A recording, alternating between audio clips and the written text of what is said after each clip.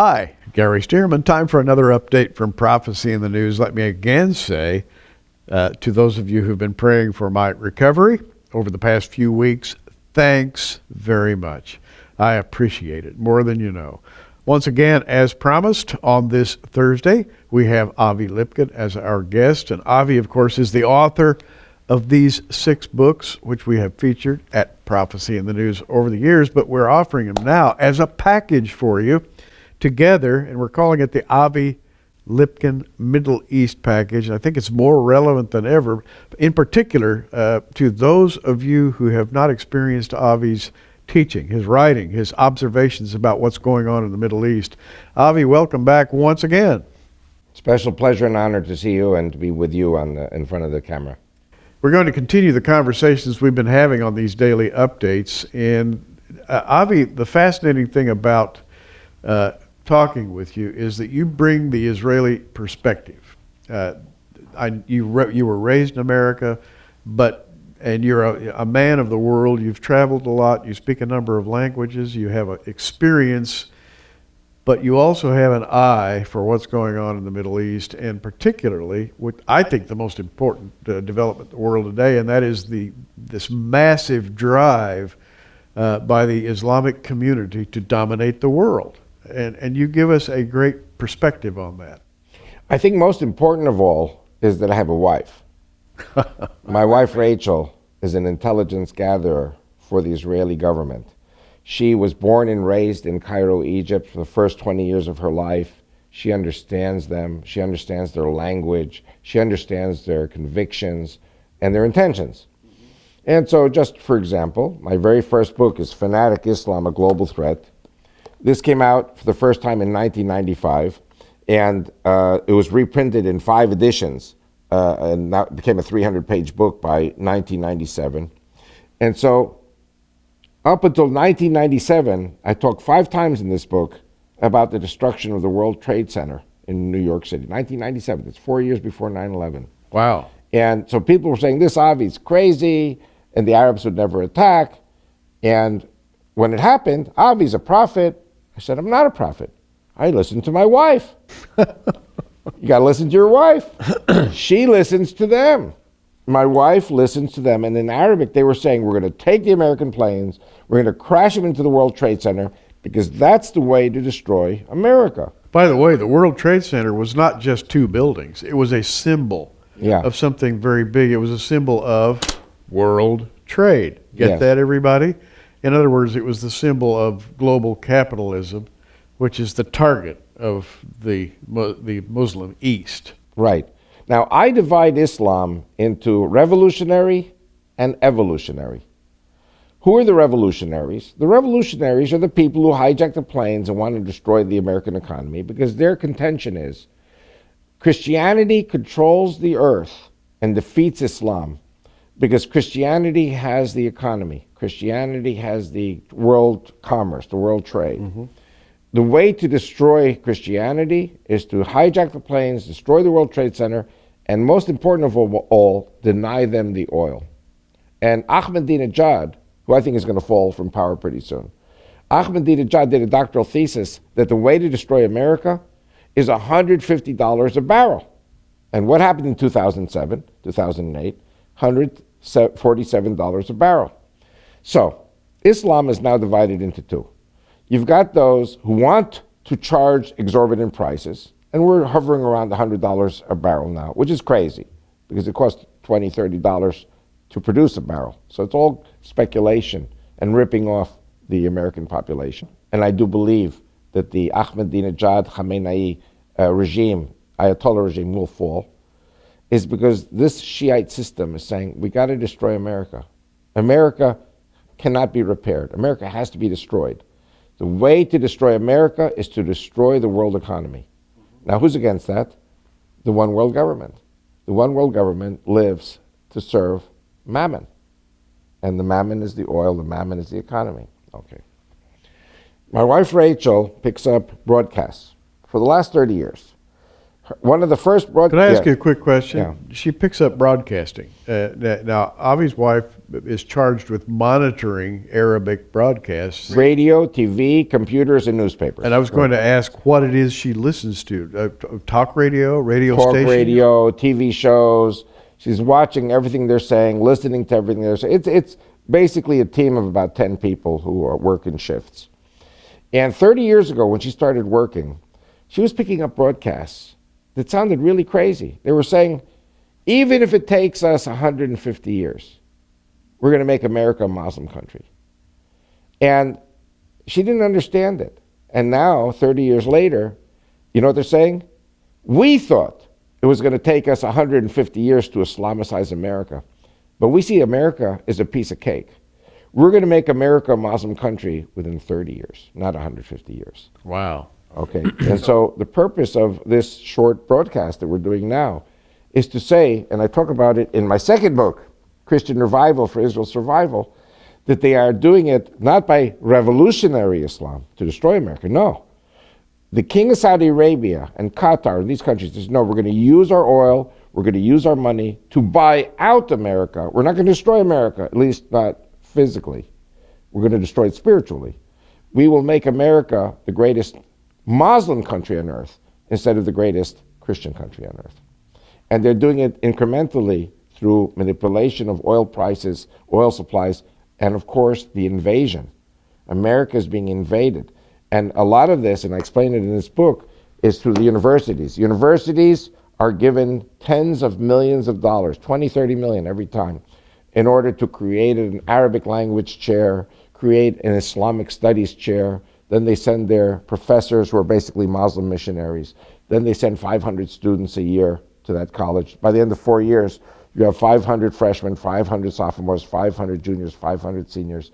So you got 2,000 guys in this university now who are living there, paying full board, room board and tuition. Then they marry American girls, Christian, Jewish, atheist, whatever. According to Islam, the children of the intermarriage are Muslim because the father's a Muslim. And so what you're really talking about then is a very large, widespread, across-the-board kind of an Islamic movement that is undetectable through Western eyes. We just fail to see this, the thing that you're talking about. The correct word is stealth. Stealth. And they come in with student visas to the universities. They marry American girls. Within 2 years, they have American passports. Then the growth is exponential because they can bring in their parents and their brothers and sisters and cousins and uncles. And then the women that they marry become Islamic baby factories for Allah. Now the bottom line, and I'm speaking here as a student of Bible prophecy and a Bible-believing Christian, is that we've read the end of the book and we know what's going to happen. And Amen. we know who is victorious. And we know that our Lord and the Lord God stands for his people and has for thousands of years and will continue to.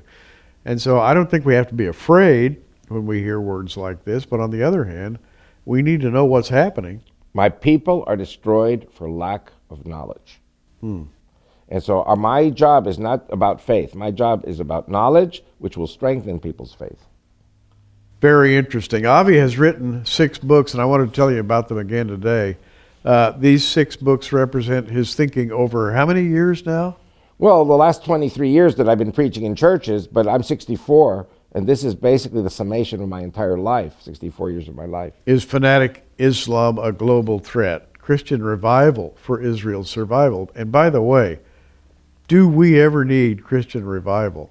And I think revival is taking place right now at the grassroots level. It's beginning. It is beginning. People who are watching prophecy in the news, sharing with their friends, and saying, wait a minute, there may be something to this Bible thing after all.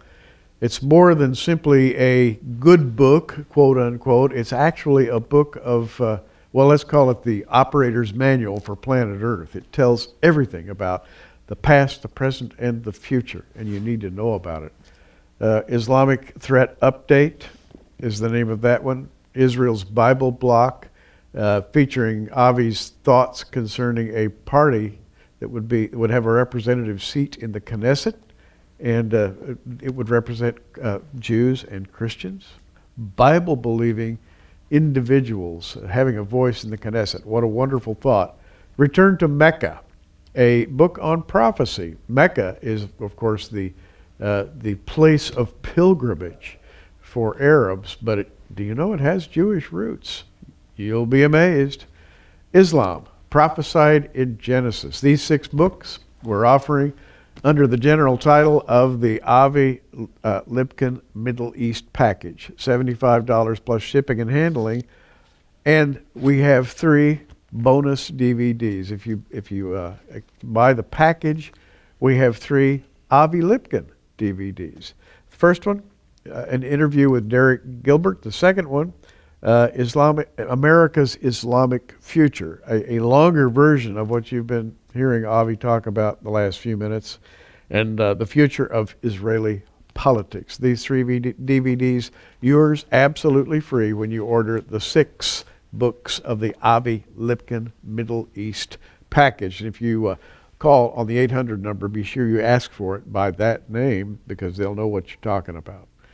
Always fascinating, Avi, and I am a bit taken aback. I'm sitting here and I'm saying, wow, my country, my wonderful America.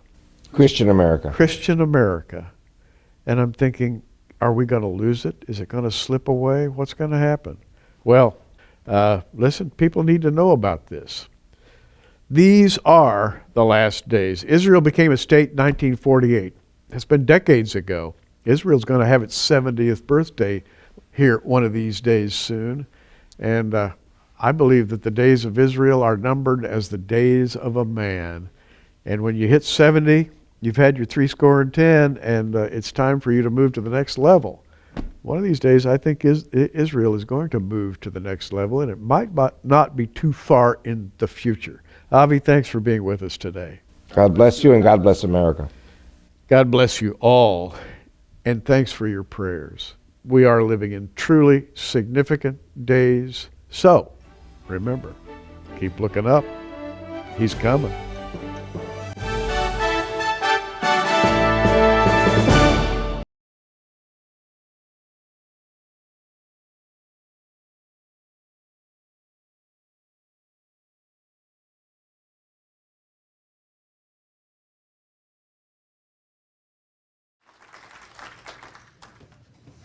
Well, I was just telling Derek and Sharon Gilbert that to try to follow Sharon, I'm done and I'm leaving now, so hopefully you've had a very good time. Actually, just before I get started, what I really do want to do is I want to ask my wife, Nita. You might know her as the Pied Piper of ponies. She's a horse whisperer. She's the light of my life. I want her to come and say hi to you. Thank you for this opportunity to greet you. I don't normally do this, but I wanted to, and I was excited about it, and I didn't know what to say when I got up here, but something really cool happened to me today. So I'm going to get emotional for just a second, so bear with me, because I'm a girl. All of this talk, apocalypse, DNA change, end of the world, last days, I love it and I hate it. I love it because we know that the redemption draweth nigh. Right. And so I'm happy about that. I hate it because what I do love, besides all my little ponies, is I love my kids and my grandkids. I loved them before they were born. I loved them before they were born. And I love them even now before they're born. There are more to come. I'm sure there'll be more grandkids, and I'm loving them even before they're born. But I also hope for their future. And I know where my hope lies, and I know what our calling is, and we cannot stop at this conference. This is the beginning of what our job is, and that's to get the word out. So I met a wonderful lady earlier today. Terry, thank you so much for coming back to the table and talking to me for a moment. She made me realize that I am not alone in how I feel. And God has given me an opportunity mid of next year to host a ladies' event, and she agreed to pray for me because this is a very difficult, subject for emotional women to cover because we just want to either cry or, we want to go home and hug our kids and our grandkids. We want to hope for the future. But we also don't want to be caught without oil in our lamp. It's a very tough challenge, and I know that God has brought me to this to do. So she's going to pray for me. Thank you. And if there's anyone else out there that would like to pray for me, please feel free to. Thank you. Watch out for your stuff there. I'm going to pull this off and hold it just in case we have the same kind of a problem, but I'm such a big bag of wind that probably don't need the microphone anyway. Oh, I have to say, following Jeffrey Ratt and Russ Dizdar and Derek and Sharon Gilbert and Sharon's presentation a moment ago, now what have I got to do? There's no winning. I'm already on the downside, so I'll just let it fly, I guess. See what I told you I would do, Mr. Cameraman? Hey, I want to say, by the way, to Sam and Alice Miller, who are here and who are running these cameras, and they're doing this just as a gift. I wasn't here earlier. I don't know if we told them thank you, but would you give them a round of applause because we very much appreciate their ministry. One other thing, as I was listening to Sharon Gilbert's presentation, if you have not read her book, The Armageddon Strain, you should do so because you will be amazed how this book was written some years ago, but it is actually unfolding before our eyes right now in terms of how technology has finally caught up to her potential vision of some years ago. It's a scary vision. It's going to scare people like my wife. But maybe it'll also help us to get on our knees and pray about the future and also to get involved. I should tell you that some years ago, following Dr. Willard Cantillon at the Oregon Bethel Park, whatever it was called, old-fashioned family camp meeting, kind of reminds me of having to stand up behind Sharon Gilbert because his opening line was, "Man is not a transcendental ideation of intraseptic autocatholic solidaric redaction, nor an orgasmic individuality of mobilized egresses, nor an atypical vodality of voltronized, transfusiformed differentiation spontaneously race-mated into homogeneous individuality." And I said, "Say what?" He explained shortly thereafter that all he had said was that man is not a process of evolution. And his point was that these people who want to support evolution, whatever, they will do what an old preacher I knew years ago who used to use the term 16-cylinder phraseology. They'll wrap their conversation in all these big difficult words in order to try to give it the pretense of being scientifically supported or philosophically supported or whatever. And if you can't keep up with the language, then obviously you're the idiot and they're right, so get on board and believe in evolution. And his whole point was, it's all a smokescreen, ladies and gentlemen. Well, we've been hearing about the smokescreen today. Oh, and the first giant catastrophe in today's conference occurred when Sharon got up to speak. I was outside, I came in, and my wife said, "Oh, don't tell the joke, Sharon just told it." I had it all worked out because I was on Prophecy in the News, PID last week, and Derek reminded me of this joke, the transhumanists that go up before heaven and say, "We can make a better man than you can," and God says, "You're going to have to get your own dirt." Evidently you told it. Yes. I can't tell it. But I have an alternative. A little girl goes to her daddy. You always have to have a backup plan in case there's a Sharon Gilbert in the audience. And she says, "Daddy, where did people come from?" And the daddy says, "Well, a long time ago, God made Adam and Eve. He made man in his image, and Adam and Eve began having babies, and before you know it, here's all the human race." So she waited a couple of days, and she went to her mommy. And she said, "Mommy, where did people come from?" And the mommy said, "Well, a long time ago, there were monkeys, and people evolved from the monkeys." Well, that confused her. So she went back to her daddy, and she said, "Daddy, you said that God made man in his image, and that's where everybody came from. Mommy says that they descended from the apes." And he said, "Well, it's really, it's simple, honey. I was telling you about my side of the family, and she was telling you about hers.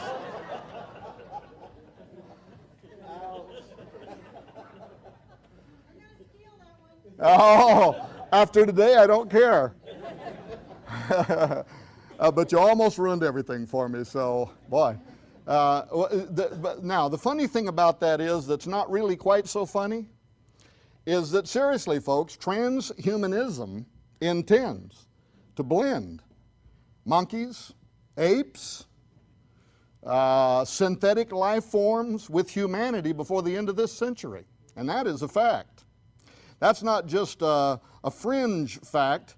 That's a National Science Foundation report fact. That's a DARPA fact. That's a U.S. intelligence fact. That's a Jason's, the highest think tank at the U.S. Pentagon fact. And many of them are pointing towards the year 2012, but maybe we'll get to that in just a moment. It is not fringe, in other words. In leading think tanks around the world, Dr. Leon Kass, the former chairman of the President's Council on Bioethics, he says in think tanks and laboratories around the world, right now the groundwork is being written.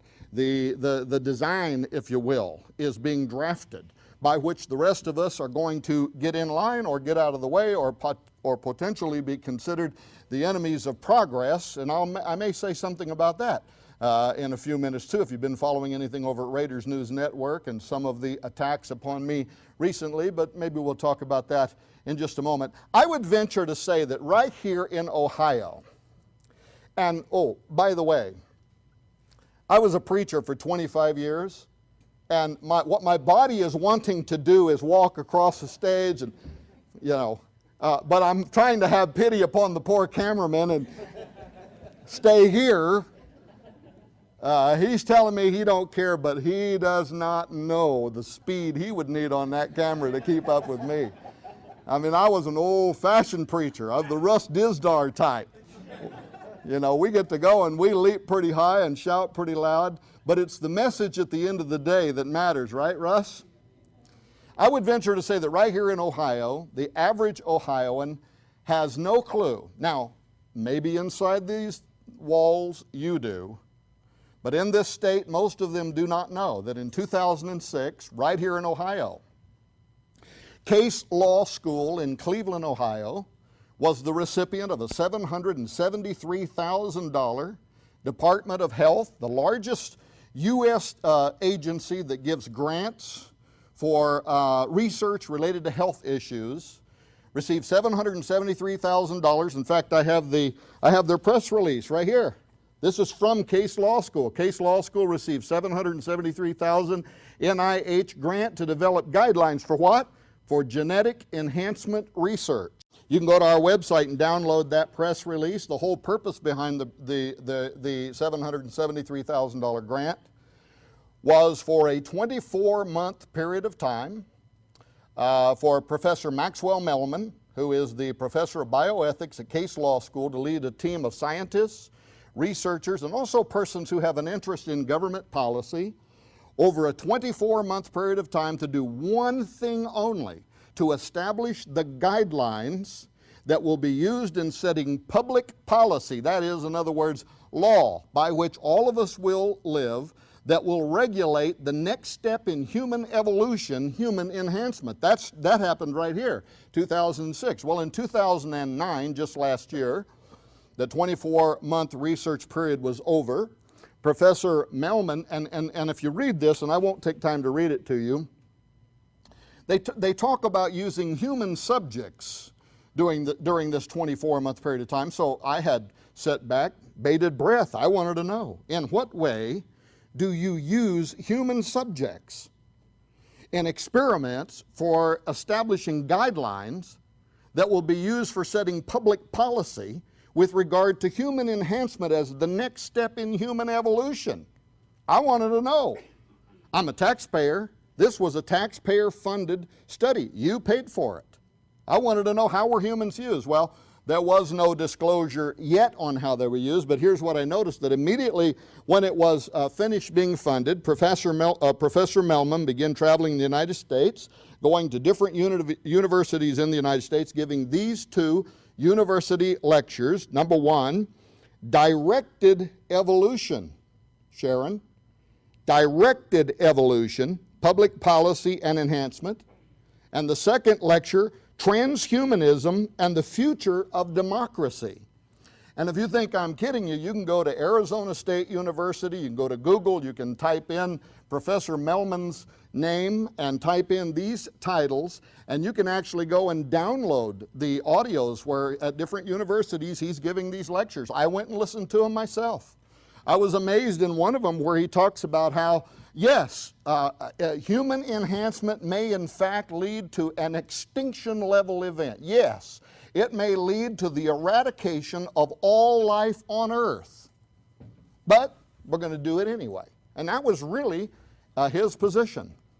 Besides those who are in Ohio, I would venture to say that very few Americans are aware that just this last year, in 2009 in California, there was a House Foreign Affairs Committee hearing. It was chaired by Democrat Brad Sherman. Brad Sherman was picked, by the way, to chair this series of hearings because of his expertise in the spread of weapons of mass destruction among terrorists. Well, what was Brad Sherman, this expert, excuse me, in weapons of mass destruction among terrorists? What meeting was he chairing? What was these House Foreign Affairs Committee hearings all about? Mark Stenzel, who is a writer for the Congressional Quarterly, attended the HFA hearings. He came back. You can Google his article. He wrote an article for CQ, for Congressional Quarterly, called Genes Without Borders, in which he described attending a series of government hearings in which he said, hey, Rob Skiba is a filmmaker. He's working on a series right now. He's got the pilot, I think, is being made. He's made the trailer to sell it to whoever the buyers are in Hollywood or television or elsewhere. The film is called Seed. Go to Google, type it in, find it, go there, watch the trailer. If you can support this project, do so. But hey, Rob, at the HFA hearing, what CQ writer Mark Stenzel made us aware of, he said it was more like listening to a Hollywood pitch for a sci-fi movie than it was a sober discussion of scientific reality, with its descriptions by government officials of near future horizon superhumans, super animals, and super intelligence that will become a lethal force against which we are not prepared.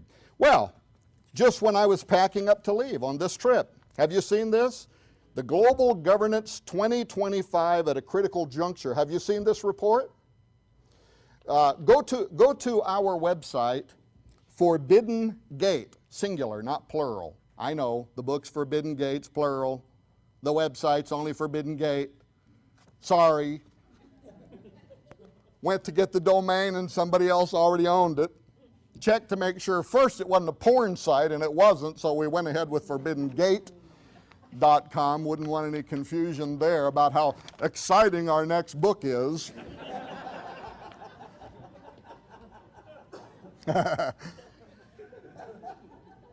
You'll find a link there where you can download this. This came out this week. This is September 2010. Came out this week. This report by the United States intelligence community and by the European intelligence community.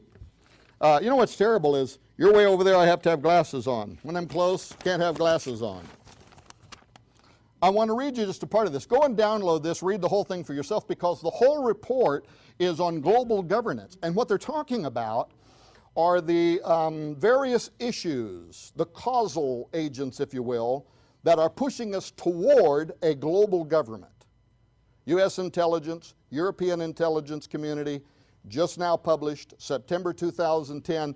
But go to page 35 and note where they say this: no forum currently exists for dealing comprehensively across the scientific community, industry, and governments on measures needed to diminish the risks posed by the biotechnology revolution. Now, what are the risks? What exactly do they mean? Well, they certainly do mean some of what Sharon Gilbert was talking about the potential for terrorists to get their hands on living biological entities, the remake of a mouse pox or something else that they could release into dense community populations that could literally become a Black Death. They do mean all of that, and there are security agents right now that are staying up at night afraid of the very fact that we haven't yet had somebody buy one of your sequencing machines. Well, I don't think you're selling them. But in any case, but what were they talking about? What is their fear? What is the fear of American intelligence, European intelligence, when talking about biotechnology as one of those things that could push us suddenly into the need for a global government? Here's what they say, 35. I've dropped down only a half of one paragraph. In addition, biotechnology, which the OECD thinks will potentially boost the GDPs of its members, listen, can drive new forms of human behavior and association, creating profound cross-cultural ethical questions that will increasingly become politically contentious. Few experts believe that current governance instruments are adequate for these challenges. Then they give an example. For example, direct modification of DNA at fertilization, now we're talking about germline engineering, is widely researched with a goal of removing defective genes, in other words, our own form of eugenics. However, discussions of future capabilities open the possibility for designing humans with unique physical, emotional, or cognitive abilities, in quotes. Amazing, huh? U.S. intelligence, European intelligence, providing what, this is an 85-page report you can download and read for yourself. Go to page 35 to read the quote that I was just making. But quoting what causes could suddenly set in motion the need for a global government, and here's human enhancement. The same thing that the HFA hearings in California were saying, that we are on the cusp of something we cannot stop because our enemies, this is what the Jasons are saying, this is what DARPA is saying, this is what the U.S. Air Force is saying. Our enemies will develop this technology ahead of us.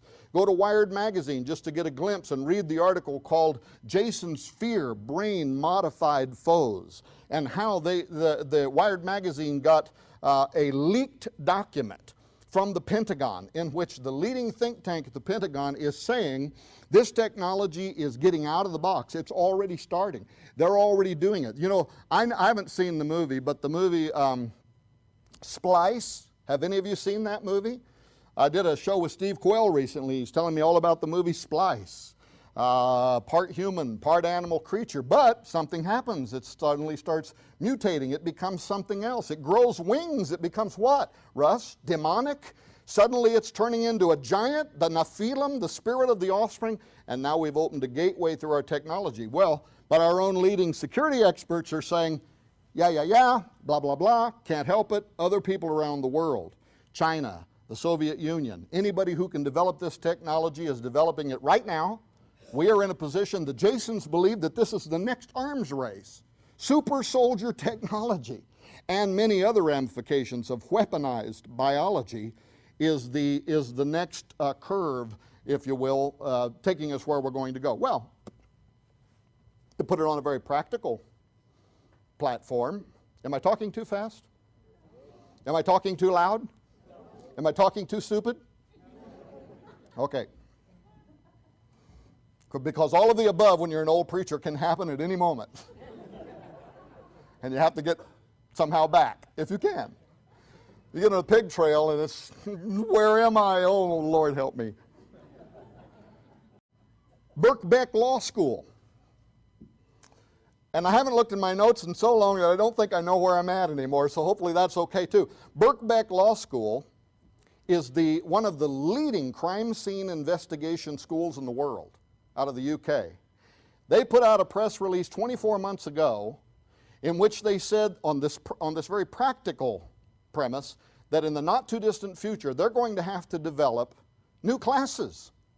Guess what for? Analyzing crime scenes that are the result of human non-humans, that are the result of enhanced humans. Because nothing we know about forensics or profiling, you know how they go into a crime scene, they do all the, everything it is they do. I don't even watch CSI, the television movie, so I really can't explain it. Shouldn't try. But they go in and they do all that they do, and they come out of it. Okay, we're looking for a male, and he's 25 to 35 years of age. He's probably of an affluent community, whatever. So they have rules that have been developed over 200 years or more, in which they've learned to analyze a crime scene. And now what Birkbeck Law School is saying, throw it all out the door. Because if we are dealing with a crime scene that is, let's say, something that was perpetrated by a serial rapist who is part wolf, we're dealing with a werewolf. That sounds insane. That's what they were saying. We wouldn't have a clue. We would not know. This thing might have a bloodlust for human blood, like an animal might, in ways that we simply cannot possibly comprehend. Is that sci-fi? No, it's exactly where we're going. Let me move quickly so I don't get too far behind. If you've been paying any attention to Raiders News Network, the National Science Foundation report, did any of you see any of this posted at Raiders News Network where it said, Tom Horn is an extremist pig who would make the Unabomber proud? Did you see that? Well, a few of you did. Well, for those of you that didn't, which is apparently the majority, here's what happened. I put out a press release, and it was simply called Open Letter to Christian Leaders on Biotechnology and the Future of Man. Because I have to tell you, here's what my passion is. What is driving me on this? I want the Christian community to get involved in this discussion on transhumanism in particular, but even in just simply the genetic sciences before it is too late. People just like you, people just like those you have heard speak here today, I want those numbers to swell. Why? Because we're going to lose this battle, and very fast. Because the rules, the guidelines are being determined right now by pro-transhumanist think tanks. And that's from within the government, from within the military, from within academia. They are setting the rules right now by which all of us, your children and your grandchildren, are going to live. And every one of them, to no exception, see the transhumanist idea. Oh, what is transhumanism? Did I forget to say? Transhumanism, you could go all the way back to Gilgamesh, those who want to become gods.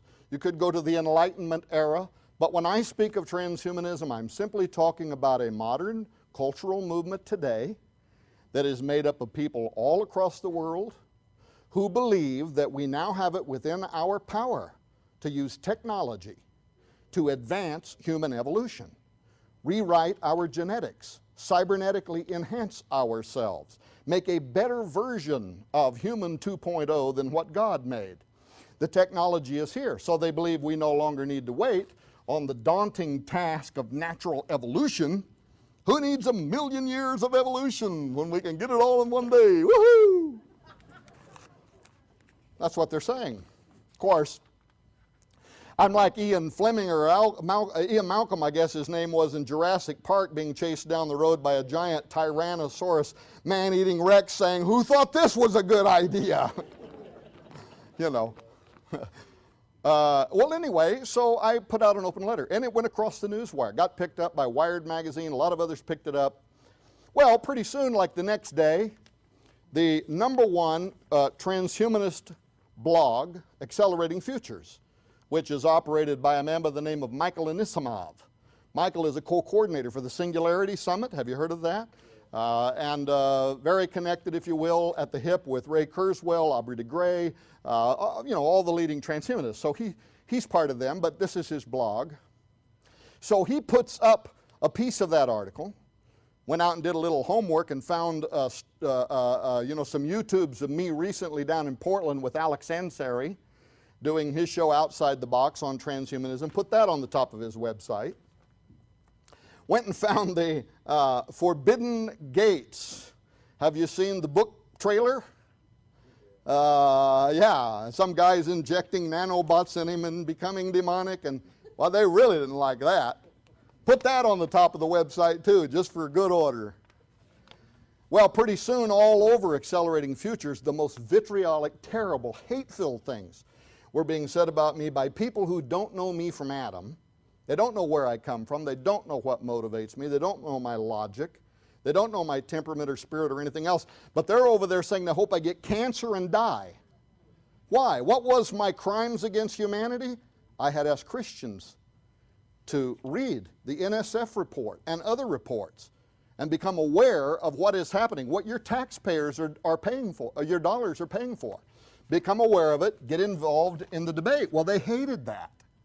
Well, then by the next day, somehow, Patrick Lynn, who is the co-author of the new National Science Foundation report, Ethics of Human Enhancement, 25 questions and answers, another taxpayer-funded report that just came out, he found out about it. Well, he went over to the IET. Now, this is the world's leading online transhumanist think tank.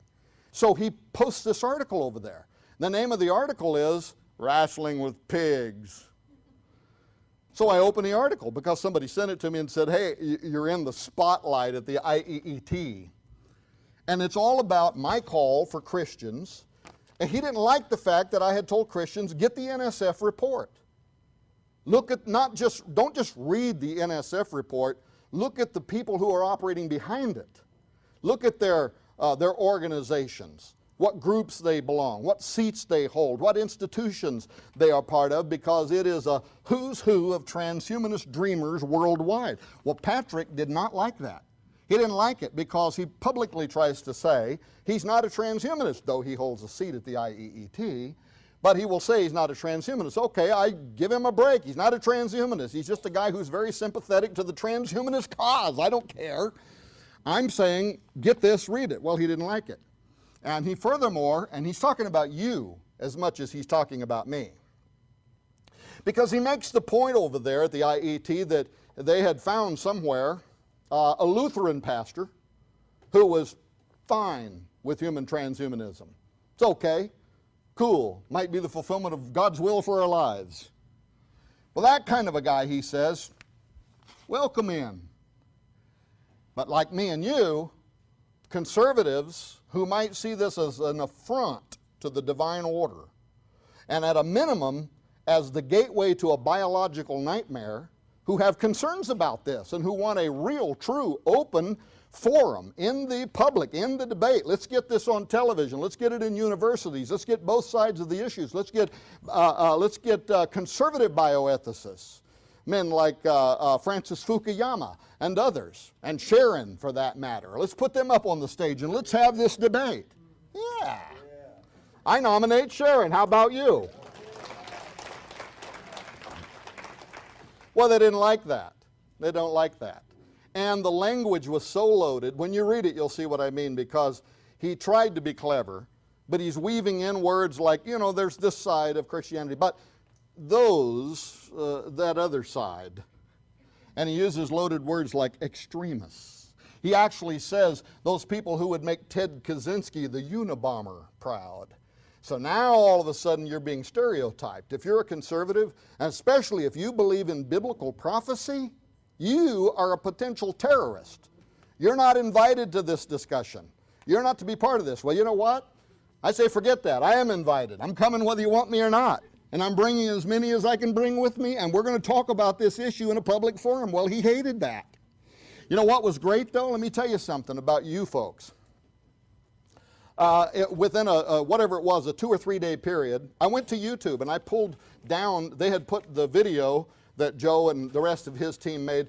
By the way, you met my wife, but there is the wild man of the Ozarks, the most guitar assassinating crazy man you've ever met in your life.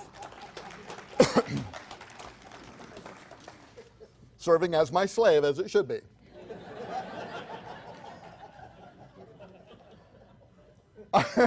Well, I thought I had already introduced you to my wife. By the way, at my house, when you open up the dictionary and you read better half, there's a picture of her in there.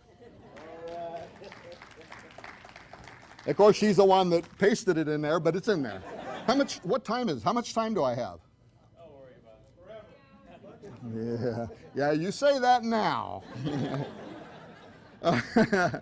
So anyway, Patrick Lynn, co-author of the National Science Foundation report tries to take me to task. Well, guess what happened? They posted our YouTube video over there that Joe made. I went over there after 3 days. I went to YouTube and dropped the window down and looked down to see where the traffic was coming from. They had 200 plays from their website. News with Views had 800 plays from their website. Raiders News Network had 10,000 plays from its website.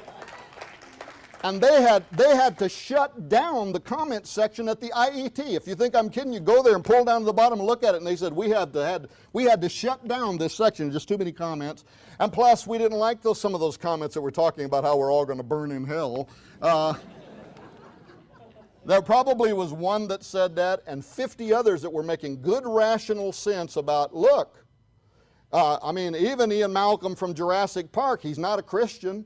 He's a scientist that subscribes to the chaos theory. He's saying God didn't allow for it, but neither did natural evolution. And what we are doing now has no precedent. And we are living with we are tinkering with biological forces that have the potential to annihilate mankind in a single hour. So doesn't somebody somewhere think that bioconservatives ought to be involved in this discussion? Well, absolutely yes. Well, anyway, took issue, said that it wasn't fair. He's not a transhumanist. Well, there goes the glasses. So let me read you what he said. Let me read you what he says. This is his words. Co-author, National Science Foundation, and you can tell me if you think I'll get him. I got one guy over there he should have ran right over here and got him.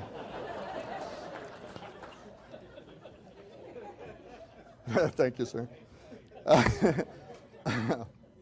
Yeah, I'm going to pay for it later, I got to tell you. It's fun now. Payday later. Here's what he says. This is the start of the brand new National Science Foundation Ethics of Human Enhancement, 25 questions and answers. And they tell you that they've written this because the discussion has to start now to set the guidelines by which we are going to set national policy, law. How will the Constitution, how will the Bill of Laws be extended to a man who's part human, who's part monkey? How much has to be human for the Bill of Rights to extend to him? At what point does he no longer become a human? The Jews are weighing in on this just to show how insane the ethics behind where we're going now is. And they're saying, well, if he's part cow, how much could be cow before we could offer him as a sacrifice? But the point that they're making is there is no way. I mean, once you cross this boundary, there is no going back. But we're crossing the boundary anyway. Well, here's what Mr. Patrick Lynn says. This is your taxpayer-funded reports. You might want to know what you paid for. Quote, "It is not just the world around us that we desire to change. Since the beginning of history, we also have wanted to become more than human, to become Homo superior. From the godlike command of Gilgamesh, to the lofty ambitions of Icarus, to the preternatural strength of Beowulf, to the mythical skills of Shaolin monks, and to various shamans and shapeshifters, Russ, shapeshifters throughout the world's history, we have dreamt and still dream of transforming ourselves to overcome our all too human limitations." Those are the opening lines to the National Science Foundation report. He says this, "With ongoing work to unravel the mysteries of our minds and bodies, coupled with the art and science of emerging technologies, we are near the start of the human enhancement revolution." Well, ladies and gentlemen, he's telling the truth. As a matter of fact, as I was doing research on this for the last 15 years, but very intently over the last 4 or 5 years, and then specifically over the last couple of years, leading towards the writing of Apollyon Rising 2012, but more specifically this new book, Forbidden Gates, I found that almost to a man, almost to a letter, every one of these reports are pointing to the year 2012, which was very astonishing to me that these military, even, what's his name? I printed it here just before I left because I can never think of his name. I don't have it. I do have it. I do have it. Counterterrorism czar Richard Clark. Oh, thank you. That's his job. Counterterrorism czar Richard Clarke in his book Breakpoint. Have you read it? Year 2012 begins the quickening, the unfolding of human enhancement, and it starts. The singularity arrives, and the human enhancement revolution begins in earnest, and most of the world is very, very excited about it. We all get to be more powerful. We're going to live longer. We're going to do all these things. We can see into other dimensions. But you know what he also says in Breakpoint? That those who are conservative and who are against the human enhancement revolution are stereotyped as terrorists, and we are locked away. There is an ideological war that is unfolding right now for the mind of this generation. And ladies and gentlemen, we get involved with this or we don't. And if we don't, we abdicate to those types of visionaries our future and the future of our children. The good news is there was a reason why there was 10,000 downloads from Raiders News Network and 200 from the IET, because we outnumber them by the hundreds of thousands. We don't have to let them define for us what our future will be. Now, I should also tell you that I'm not a neo-Luddite. I'm not against technological progression. I'm not. Look here, I've already been enhanced.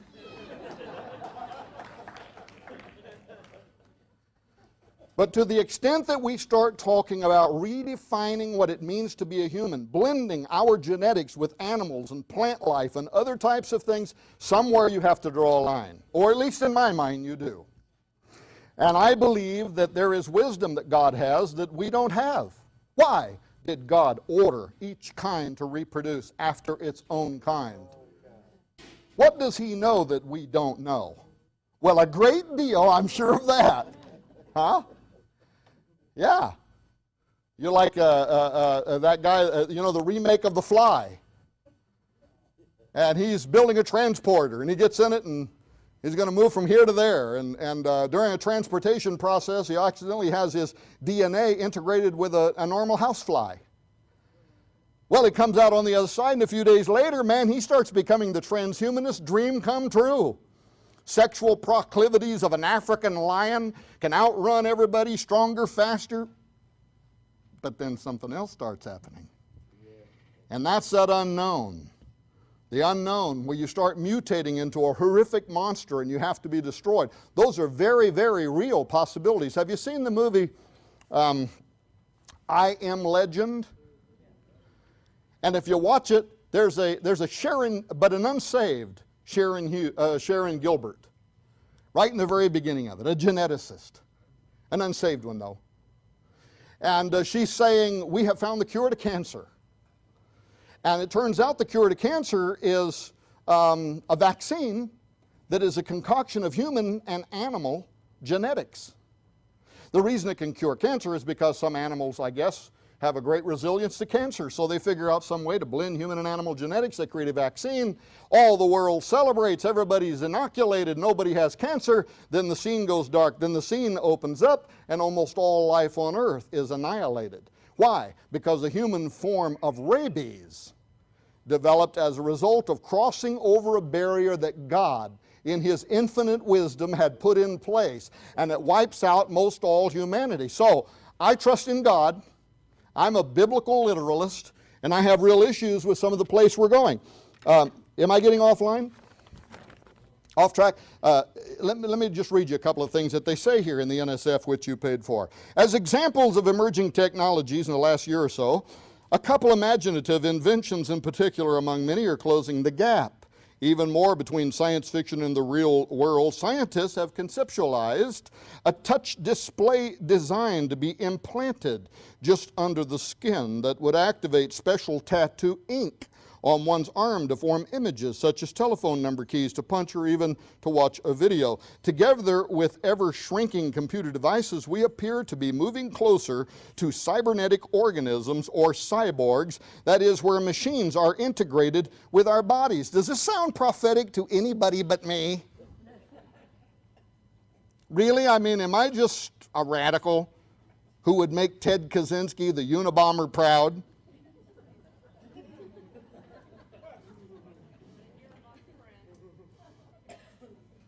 Yeah, let's go terrorize the transhumanists. You can read this for yourself. Here's another quick clip. Now, are these people channeling the Nomo?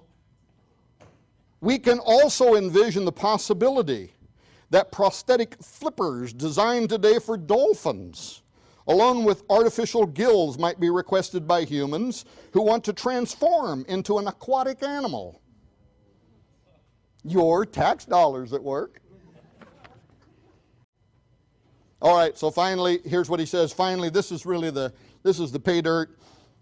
Finally, we will mention here the related persistent concern that we are playing God with world-changing technologies, which is presumably bad, he says sarcastically. But what exactly counts as playing God? And why is that morally wrong? I.e., where exactly is the proscription in religious scripture not to play God? We do not wish to be mired. This is what it says. We do not wish to be mired in such theological issues as important as they are to theists. Well, there it is. But I wish to engage them in it anyway. And I'll tell you something. There's very good reasons why these folks don't want people like me and you involved in this. They got a really small taste of this actually back in 2002 and 2003. Do you remember when Admiral John Poindexter was the head of the DARPA Information Awareness Office? And you remember there was a series of flaps. Most of the public wasn't even aware of what was going on, in which he got canned. Remember all that? Well, it was because the Senate Appropriations Committee, during some issues, started looking into DARPA. And as they were looking into how money was flowing into DARPA and what it was being used for, they were astonished to find unstoppable mutations, super soldiers whose DNA had already been reconstructed, this over a decade ago, who could communicate by thought alone, already on the drawing board, already being funded in 2002. Now, Professor Joel Guru, who was an investigative reporter for the Washington Post at that time, and by the way, who wrote the book Radical Evolution. You should get it. It's not written from a Christian or transhumanist point of view. It's simply research into what was going on. It was written in 2005, but it is one of the best books out there to lead you to the multiple think tanks, reports, government reports, what's going on in different appropriation committees. It is a fantastic piece of investigative journalism.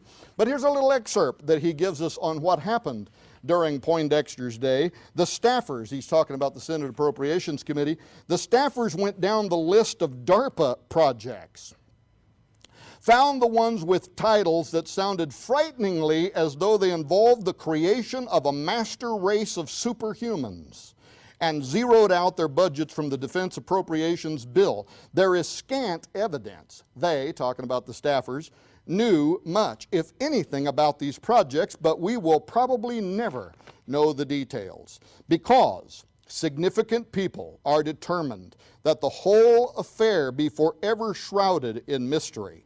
The levels of secrecy were remarkable, even for DARPA. They were astounding by the standards of the notoriously leaky Senate. Even insiders said it was hard to get a feel for what the facts really were. It took months of reporting and questioning, poking and prodding, even to get a formal no comment, either from the leadership of the Senate Appropriations Committee or from Anthony J. Tether, who was, of course, the director of DARPA at that time. A careful study, now this is interesting, a careful study of DARPA's programs a year later, however, showed little change. Considerable, creative, budgetary maneuvering had ensued. The P's of quite a few programs now reside under new, much better camouflaged shells. One manager told me it didn't stop anything. We'll just be smarter about how we position things. Meanwhile, he said, new human enhancement programs are in the pipeline as bold or bolder than the ones that preceded them. Well, I can tell you, after 2 years of research, that's an understatement.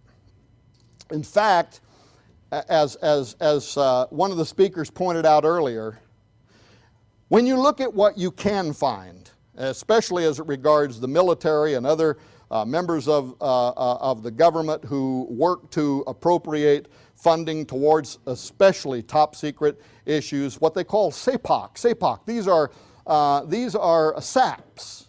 These are waived programs that do not have to go before congressional scrutiny. You wonder sometimes, why in the military did I just have to pay $1,875 for a hammer? Well, there's a reason. Because there's vast amounts of money that are going into black budgets. These are beyond congressional review. And so when you see in the public, if you can go to Wired magazine like I did recently, another leaked document, DARPA themselves may have leaked it as a part of the whole propaganda system, where they were introducing, these cutesy little names, the Batman and Robin Project. Don't you love those acronyms? Batman, the Biochronicity Project. Robin, the Robustness Project. Woo! Just makes me want to support it. I get tingly all over. But we copied the pages out of DARPA's project and put it inside Forbidden Gates, and you'll find out what they're really talking about is taking control of nature, taking control of creating whole cloth biological entities that can be used in terms of warfare. Not just biological weapons like a plague or whatever. For instance, it's in this year's budget, by the way. The 2011 DARPA's presidential budget, which has gone to the hill, has pages we photocopied for you in Forbidden Gates out of their budget for the creation of things like biodesign. Well, what is biodesign? All we know is it's living, breathing creatures. But they're not just any kind of living, breathing creatures. They're immortal. They want to know how to get around cellular death. They want to know how to create immortal, living, breathing creatures with military application. And furthermore, they're so concerned about what they're already trying to unleash from Pandora's box, they want a kill switch put in it, just in case it gets control and comes after us. Or our enemies capture it and they go to use it against us, so they want to be able to throw some kind of a switch. This is in the 2011 DARPA budget. There's even lines in there where it very openly talks about editing soldiers' DNA. So we have not stopped anything. We are full speed ahead. And if a person like me, a researcher like me, can find this kind of evidence, then imagine, ladies and gentlemen, how far 20, 30, 40 years ahead of our knowledge the military actually is in the construction of a new kind of proto-human. And they want it to be immortal. It can't be killed. Well, I seem to remember when this happened once before.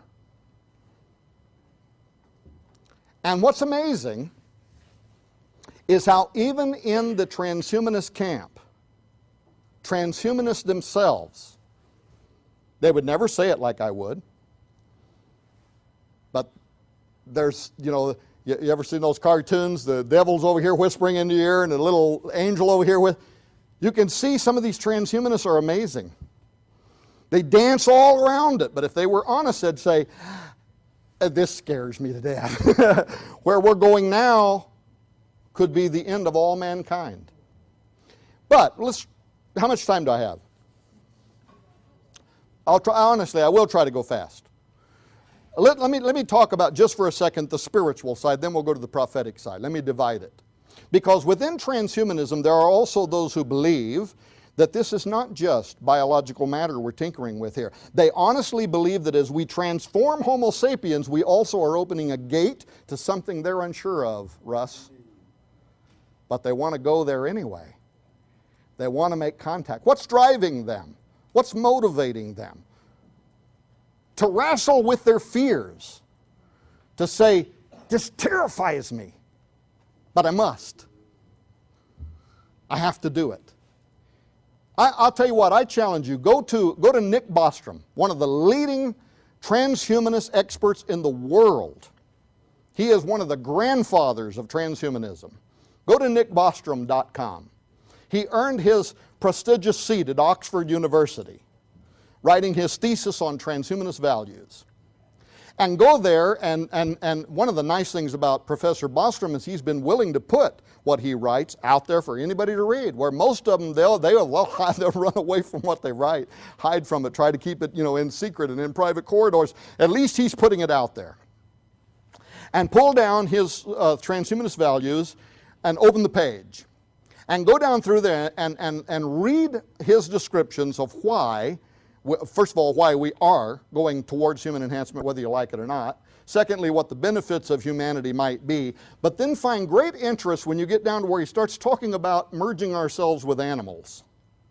And he has a large rectangle there. And he uses this same rectangle when he gives lectures at the Transvision conferences, every year, and at different universities. The large rectangle. And in the small corner of this rectangle, he draws a circle.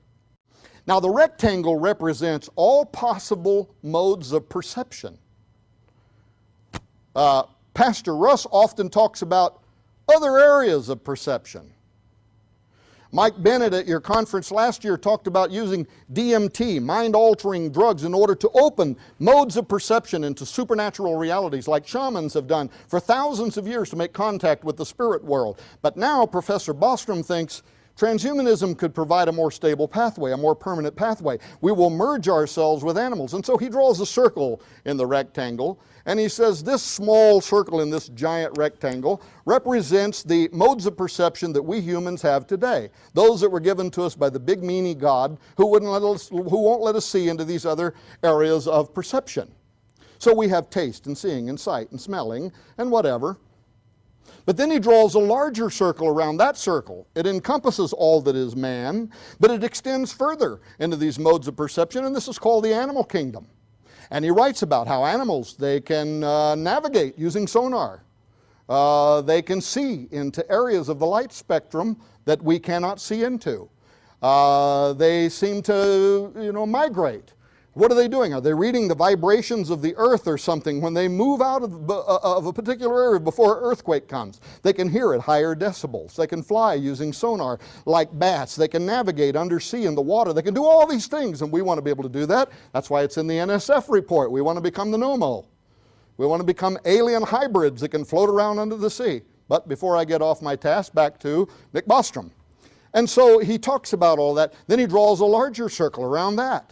This encompasses all that is man, all that is animals, but now we're talking about transhumans, something that is part animal, part human, and even part synthetic creations. And we will open new modes of perception that are beyond our visible constraints right now, or other sensory modalities that we may not as yet even understand. And then finally, of course, en route to becoming post-human, eventually we will be post-humans, something so radically different than what humans are today as to no longer even be considered to be a human, and we will have the wonders of all of these various modes of perception. Well, when reading his thesis some years ago, I could not help but think of Balaam riding down the road, kicking his donkey. What is up with this stupid animal? He won't get back on the road. Well, the donkey could see something he couldn't see. Pretty big angel standing in the road with a sword. You might not want to go running at him. And that's one illustration. There's been other research that's been done that leads us to believe that animals often see things or somehow are aware of what we would think of as the spirit world, the supernatural realm. Transhumanists like that. Maybe get in contact with some pretty cool entities there that are just beyond our range. Terence McKenna, who was the scientist who was the originator of time wave theory and novelty theory, and who experimented with DMT and other psychoactive mind-expanding drugs and made contact with the Greys and the ETs and all the rest of them, but then would have to come down off his high and come back to this reality, speculated that in the very near future, via human enhancement, we won't no longer need these psychoactive drugs because we'll alter our brains to put ourselves in contact. There is this an extraordinary interest. By the way, if you think I'm exaggerating, go to Arizona State University. Go to their website. You'll see a tab there called the Sophia Project. At Arizona State University, the Templeton Foundation has been paying for a long series of mostly pro-transhumanist lectures on transhumanism and religion and the future of democracy. Well, guess what? As a result of these conversations and the Nick Bostrom types talking about, kind of dancing around because they sure don't want to use language that then us Christians would come along and say, hang on, let me get you Russ Disdar's email real quick. They don't want to hear about it. But at Arizona State University, some of the lecture givers, the presenters there, and some of the students have been saying, but wait a minute. Professor Guru says that we won't just change ourselves biologically, we will literally rewrite our souls. We will change ourselves spiritually. And if there is something else there, regardless of what religion you are, these students are asking, do we really want to just, do we want this forbidden gate? Do we want this opened? And so now, Arizona State University, last year, 2009, launched a brand new project called the Sophia Project. Go there and click on it and amaze yourself. Because what they want to do is they want to confirm and make contact with the other side. This is Arizona State University. And they even list what they want to confirm communication and or make contact with. Aliens, angels, demons, the spirits of dead humans, Gaia, God, a universal mind, whatever it is, whatever's there, we want to figure out a way to get to it. Now, does that sound like a good idea? But there is a spiritual side. I'm going to go very quickly. There's also a prophetic side. And this too is shared by transhumanists. Not just old-time preachers like Tom Horn. And to prepare myself for writing Forbidden Gates, I finally made myself do something that I had not done. I went back and I read, and now I was familiar with Hugo de Garis's theories, and I'd actually done shows and documentary films where I talked about a series, but I never had actually sat down and read the book cover to cover. So in preparation for this, I went and I had my wife, the beautiful one herself back there, the Pied Piper of Ponydom. I had her, through Amazon, order me Hugo de Garis's book, The Artilect Wars, Cosmos versus Terrans. Well, if you want to see a transhumanist who is trying as hard as he can not to be an Old Testament prophet, get that book and read it. Because I'm telling you, he's a singularitarian. By the way, I would not call myself a singularitarian, but I believe in the coming singularity. I believe that the Lord should tarry in the not too distant future, very near, probably closer than we can imagine. There's going to come a moment. Technological singularity is going to occur in one day in which an artificial mind is going to come online. We're going to create it. We're working hard to create it right now. We've got laboratories around the world and the brightest minds in the world trying to create a godlike synthetic intelligence. And Hugo de Garis was one of the leading artificial brain designers in the world all of his adult life. But when you read what he talks about, he talks about how he goes to bed at night and he has these euphoric feelings, and he says he uses this kind of language, it is a religious experience to dream of this massively godlike intelligence that we are just on we're on the cusp right now of creating. And it will be, according to both him, Kurzweil, and all the rest, trillions of times more smarter than our best minds on earth and faster. Trillions of times. In fact, what they compare it to, us trying to communicate with this thing the day after it comes online would be like a rock trying to communicate with you. Simply no possible way. And they use the term singularity because if you know anything about physics, when you are approaching the event horizon in physics of a dark hole, a black hole, as you approach the event horizon, you cross through to the singularity, even physics changes. Nothing we understand whatsoever about physical rules apply any longer. Technological singularity will be the same thing. In one day, a mind comes online, and by the next day, we are all standing at a standstill, waiting to see what this super intelligence is going to demand of us. Well, what Hugo de Garis would go to bed at night having these euphoric dreams. You like how I jumped right back in that? He'd go to bed at night having these euphoric dreams about this God he's going to create. But then what he says is 2, 3 o'clock in the morning, he is jerked from sleep by a horrific nightmare in which he sees a sea of blood and chaos and all of humanity annihilated as a result of the creation of these artificial intelligences. And so he goes back and forth. He becomes schizophrenic. I'm a cosmos. I'm a Terran. I'm a cosmos. I'm a Terran. I want to be a cosmos. I think I'm a Terran. Finally, it comes down, I'm a cosmos, which is a transhuman, which believes that ultimately in the end, we will have the power to do it. We have to do it. We will do it. And the potential benefits outweigh the risks. And by the way, to give you a fast clue on his terminology, artellect is a word of his making. It means artificial intellect, instead of just simply saying an artificial brain like Kurzweil would say. Cosmos are those of the cosmos. These are the ones who are going to want to build the artificial intelligence. Terrans, terra, of the earth, terra firma, that's people like us who say, wait a minute, really, is this a good idea?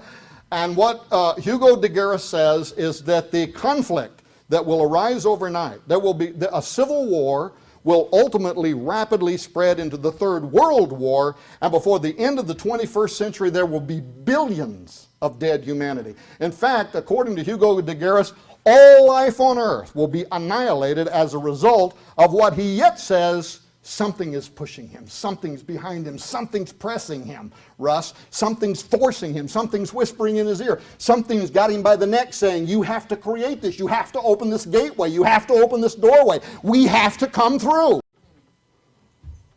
And I think he's a prophet. And I agree with Hugo de Garis. I believe that we are moving toward a period of time, and if you read here, I dare you, read the Artelect War without thinking about Armageddon. Try to do it. It is prophetic, because there is a coming moment in which the anti-human forces are going to align themselves against everything that is God and godly.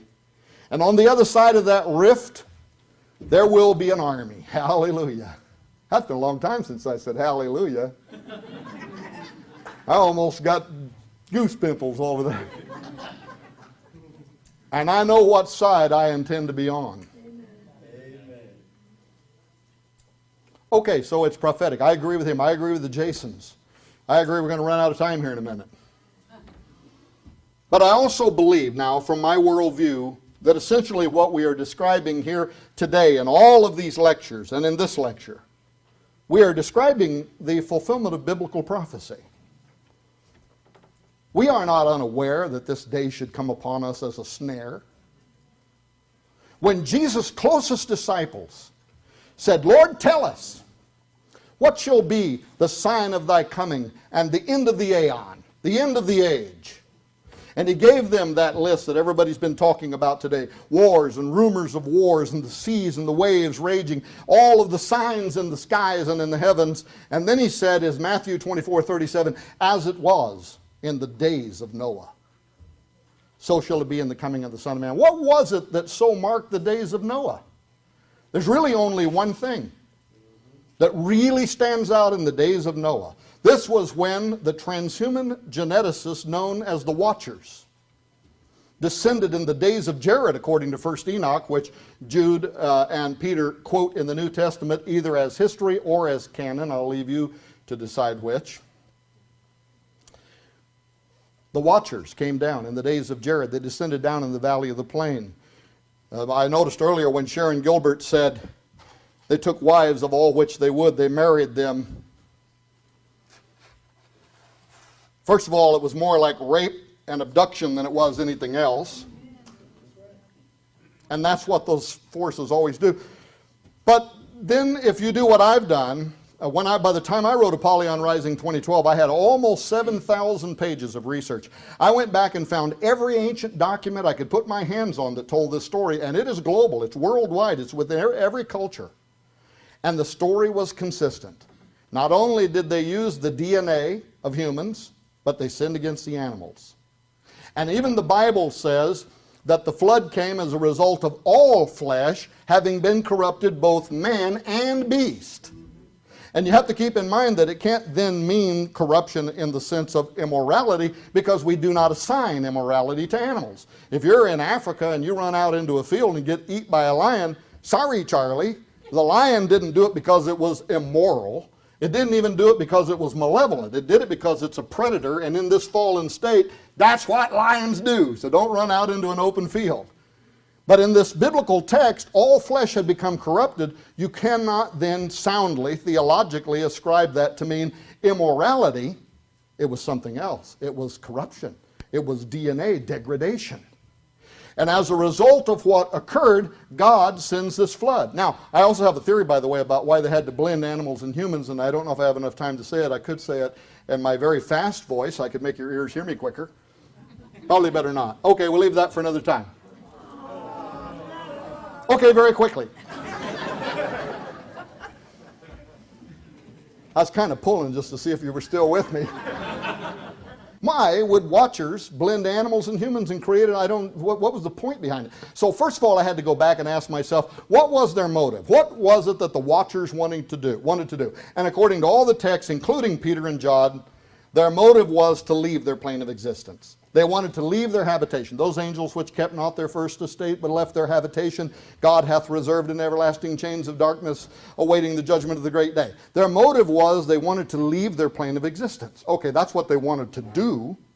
Now, how would blending animals and humans facilitate that? Well, see, many years ago, for a 3-year period, we write about this, by the way, and even tell some of the stories from that era.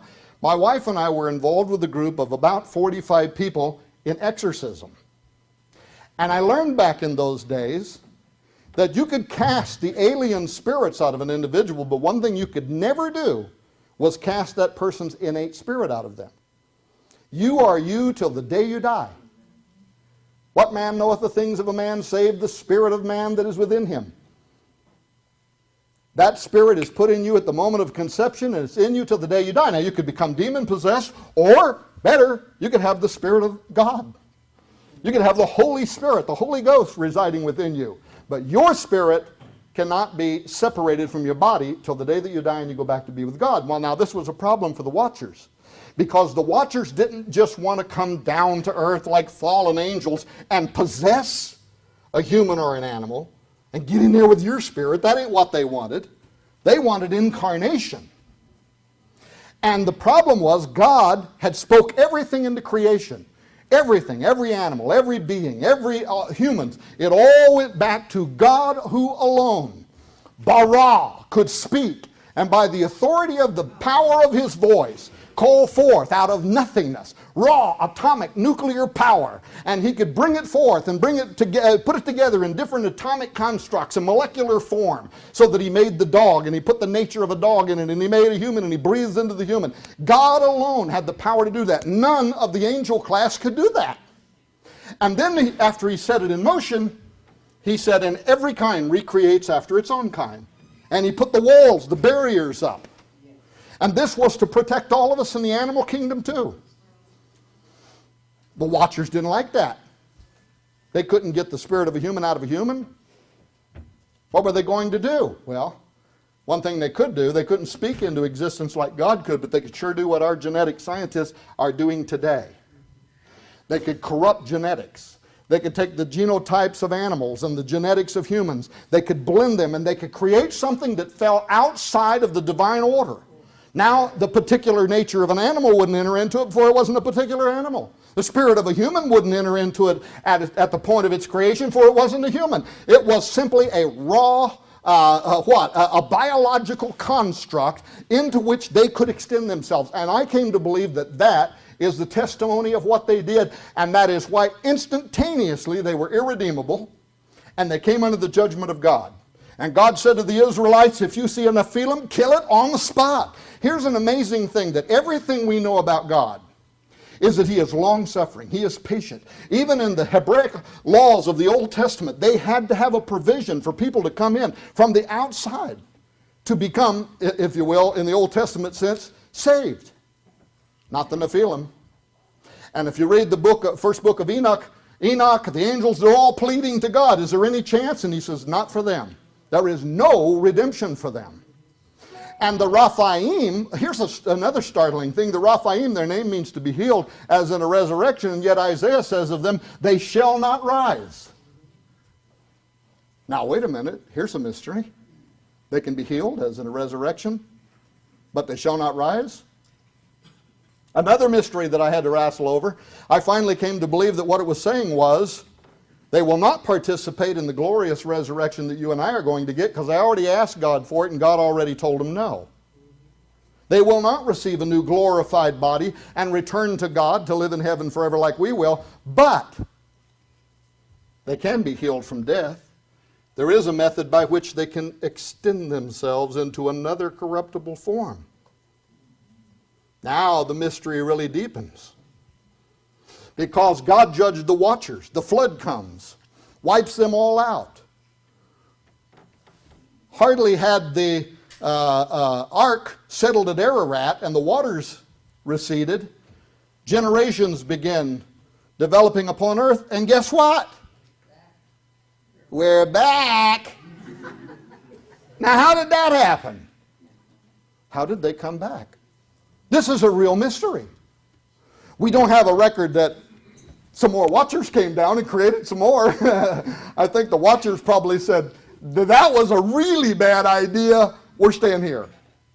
That didn't happen. How does that happen? Now, how does that happen? Is it a David Icke bloodline?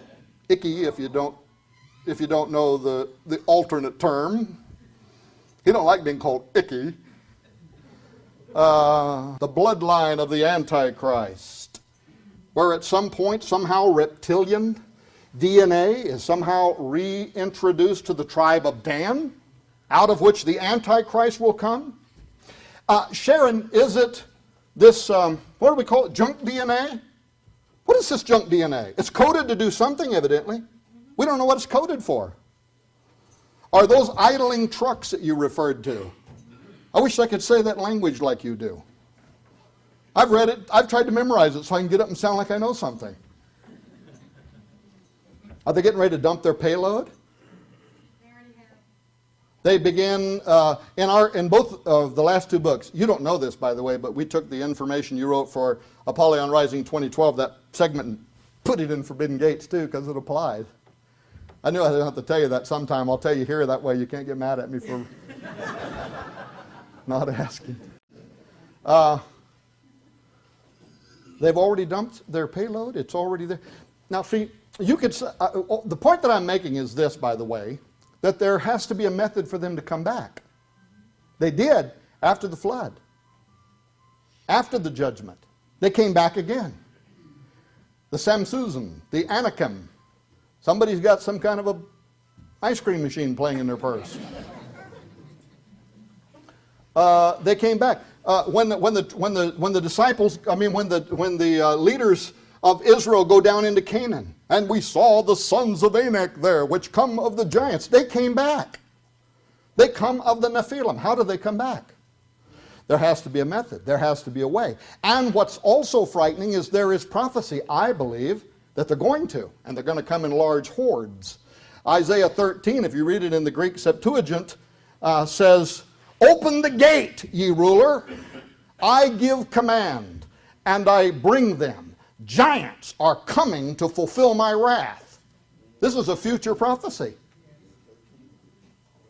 Giants are coming. The Gibborim, the offspring of the Nephilim, are coming to fulfill my wrath. They have some way of coming back. And I think, by the way, that there is an example of this happening. I believe that there is an example of this in the book of Genesis, chapter 10, verse 8, I believe. It says, "And Cush beget Nimrod, and he began to be a mighty." And the phrase there in the Hebrew, "began to be," is halal, which means sexual or genetic degradation. And by the way, Russ, it also carries with it the sense that there could be like an occult process here happening. Like we're having some form of a ritual that then sets in motion this genetic degradation. A very fascinating study. Well, Nimrod began to be a mighty, which is the Hebrew word Gibborah, of which we make the Gibborim, the offspring of the Nephilim. Now that's an amazing, fascinating Old Testament portion of Scripture. Cush begat Nimrod, and he began to be a Gibborim. Now put this in science as we understand it. Not very long ago, about 3 or 4 years ago, I began to be a diabetic. It didn't mean that I would, but I had the heritable gene related to some kind of malfunction in the production of insulin. And as a result of the way I was living my life, and those of you looking at me saying, yeah, a Twinkie a day keeps the doctor away, but that's not what was happening. Honestly, in fact, my kids will tell you, I'm the runt of all the men in my family. My granddad was a giant man. My dad and brother much bigger than me. And actually, I eat less than anybody in my family, including my kids, including the slave. Look at his fine physique. But what I was doing is I'd get up in the morning and I wouldn't eat until 4 or 5 o'clock in the afternoon sometimes. Well, I'm throwing off my blood sugar and everything. Well, I triggered whatever this is. And it started, and guess what? It started changing me genetically. It started altering me. It started changing me into something that I wasn't before. And it's very powerful. The metabolic changes that are occurring within my system now can kill me if I don't take very powerful drugs to try to moderate my blood sugar. But up until that moment, I wasn't a diabetic. And then I began to be. And I often wondered about Nimrod. What was there about Nimrod? Was there something in his blood? Was there a genetic inherent? Was it the idling trucks? Was it junk DNA? Did he come in contact with some kind of occultism, Russ, that then caused his genetics? Whatever happened, he started becoming a fit extension. The interesting thing about Genesis 6:4, the sons of God saw the daughters of men that they were fair, but in the Greek Septuagint, which is the translation of the Hebrew Old Testament, it says they saw the daughters of men that they were fit extensions. And keep in mind, they wanted to leave their plane of reality, so they found a fit extension, a method, a mechanism, which they could use to create a construct they could use to bring themselves into our reality. I believe Nimrod and prophetic utterances tell us that it could happen again. It may be part of the army of Armageddon. And I really honestly am going to make myself go really fast here because I don't even know what time I started, and I don't know what time it is now, so I'm going to make myself finish. There are some other signs of the days of Noah, and I'll say this in conclusion. And the entire last section of our new book, Forbidden Gates, deals with this. These are the signs we can get excited about. Because I'm like everybody else, when we talk about the days of Noah, I'm always focusing on these giants that are going to come back, or the spirit of the Nephilim. But there were other signs of the days of Noah. Noah found grace in the eyes of the Lord. And as everything else went down in the seas of destruction, Noah survived. And Peter says that Noah became a preacher of righteousness. I am on a quest to find preachers of righteousness because they possess the power before which the spirit of the Nephilim cannot stand. Can you imagine the days of Noah? The Bible says that not just the fallen angels, but the intents of people's hearts, the thoughts of their mind, was only evil continuously. He was surrounded by nothing but spiritual forces that would have destroyed him. Well, how did he survive? He found grace. Grace doesn't just mean forgiveness and salvation. He was protected. There was a wall of divine armor around him that allowed him in his day, when the thoughts and intents of people's hearts was towards darkness, to be a preacher of righteousness. And he prevailed. Then, after the flood, here they come back again. But guess what? You got a little runt of a ruddy by the name of David who goes down, and Goliath is paralyzing all of the armies of Israel. And what does he say? Who is this uncircumcised Philistine, that he should challenge the armies of the living God? And he runs at him. that had to be a shocker and an insult to the cowardly brothers, right? I mean, me, I'm like strategic. I'm getting behind a tree. I'm calling on my brothers for help. He runs at him and takes him down. Well, you know the rest of the story. Well, that's it. That's a young guy. I'm looking for such young preachers of righteousness today who believe that we outnumber them. Who are they to define for us who we are? We can always be God's champions. Always.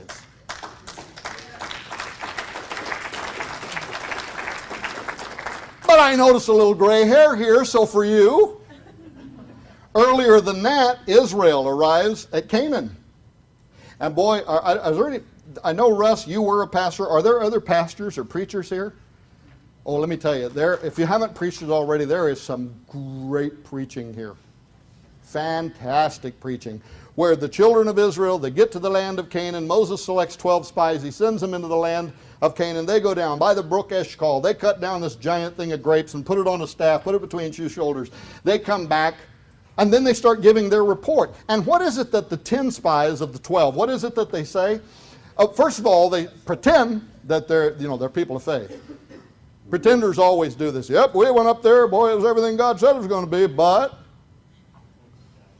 nevertheless, there are some walled cities there. There are giants in the land, big honkers. And we are not able to overcome them. Listen to what they said, though. We became as grasshoppers in their sight, and so we were.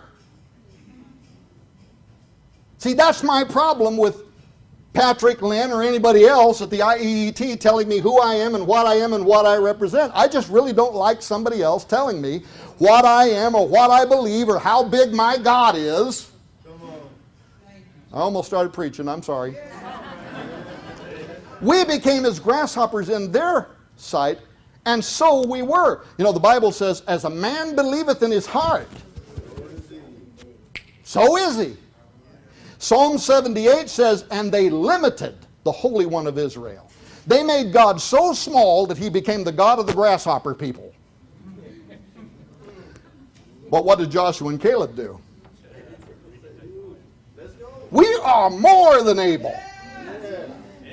And you know what's great, without telling the whole story, because I promised I'd shut up, is that God gets sick of them. They're whispering. He tells Moses, they're whispering in my ear night and day and night. God brought us up into the wilderness to let us die. But God believed in positive name it and claim it. Because he says to Moses, they named it, now they're going to claim it. They're all going to die. From the age of 20 years old and upward, they will not inherit this land. Their bones will bleach white in the sand, and they will not inherit this land. But that generation dies, and then what does God do? He says, can somebody tell me where Joshua and Caleb is? Hey, you still ready to go up? And here is Caleb, and if my memory serves me correctly, he is pushing 90 years of age. I think he's 87 years of age, and he goes up into Canaan, and he drives out the sons of Anak. And he possesses the land. That, too, is a sign related to those spirits of the Nephilim that date back to the days of the watchers. One other one, very quickly, not all the angels fell. That too is a sign of the days of Noah. As a matter of fact, only 200 did. How many watchers are there? I bet there's a whole lot more than 200. Oh, yeah. There are more that are for us than those that are against us. Even if you add the book of Revelation, and his tail drew 1/3 of the stars of heaven. There's still, well, first of all, several points. There's at least 2 times as many on our side as those who are against us. Secondly, God can make as many as he wants. If he needs more, he'll just make them. And thirdly, when you detach yourself from God, do you gain in power or do you lose power? So the ones we got are already more powerful. And they'll set 10,000 to flight. Ladies and gentlemen, thank you for letting me come here today and talk to you. Privileged to be with you. God bless you.